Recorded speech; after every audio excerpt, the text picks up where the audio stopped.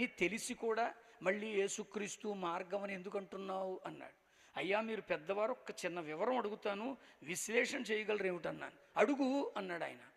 మీలో ఎవరికైనా కంటికి బాధ కలిగితే కంటి వైద్యుని దగ్గరికి వెళితే కంటి వైద్యుడు కంటిని పరీక్ష పెట్టి మిమ్మల్ని కూర్చోబెట్టి మెడను వెనక్కి వాల్చి కళ్ళల్లో ఐ డ్రాప్స్ వేస్తాడు.